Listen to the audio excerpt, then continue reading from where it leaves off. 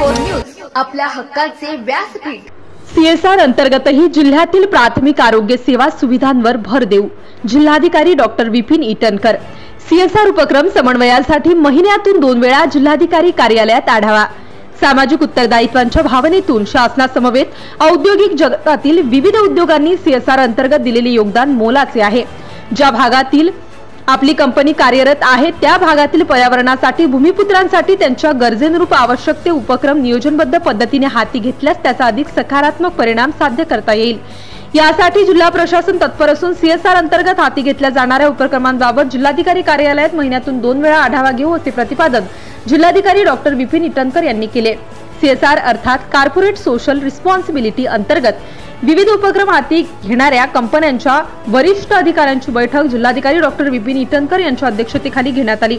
या बैठकीत ते बोलत होते। बैठकीस उपजिल्हाधिकारी डॉक्टर पूजा पाटील, वेस्टर्न कोल्डफील्ड लिमिटेडचे शेखर रायप्रोलो, गेल इंडियाचे निखिल खरवंडीकर, मॉइल इंडियाचे रायपुरे, एनटीपीसीचे जी शिवाकांत व विविध कंपन्यांचे प्रतिनिधी उपस्थित होते। विविध सेवाभावी उपक्रमांसहित सीएसआर अंतर्गत हाती घेतल्या जाणाऱ्या उपक्रमांचा प्राधान्यक्रम हा लोकांच्या आत्यंतिक गरजेनुरूप असला पाहिजे। ज्या भागात आपली कंपनी आहे त्या भागातील पर्यावरणासह स्थानिक लोकांच्या सुविधेसाठी कंपन्यांनी अगोदर विचार करावयास हवा। याचबरोबर दुसरा प्राधान्यक्रम आरोग्य सेवा सुविधेच्या दृष्टीने असला पाहिजे।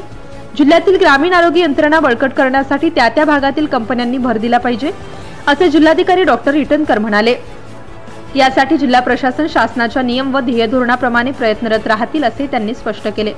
कोणत्याही उपक्रमाचे नियोजन सर्व सहमतीतून व्हावे या दृष्टीने भर दिला पाहिजे। नागपूर जिल्ह्यातील सीएसआर अंतर्गत उपक्रम हाती घेणाऱ्या विविध कंपन्या, शासकीय, निमशासकीय संस्थांनी जिल्हा प्रशासनासमवेत समन्वय साधून उपक्रम हाती घ्यावेत असे निर्देश जिल्हाधिकारी डॉक्टर विपिन ईटनकर यांनी दिलेत। उपक्रमांचे सुनियोजित व समन्वयासाठी याचबरोबर भविष्यात हाती घेतल्या जाणाऱ्या उपक्रमांबाबत जिल्हाधिकारी कार्यालयात महिन्यातून किमान 2 बैठका घेऊन वेळोवेळी आढावा घेतला जाईल असे त्यांनी स्पष्ट केले। Subscribe now and press the bell icon. Never miss an update.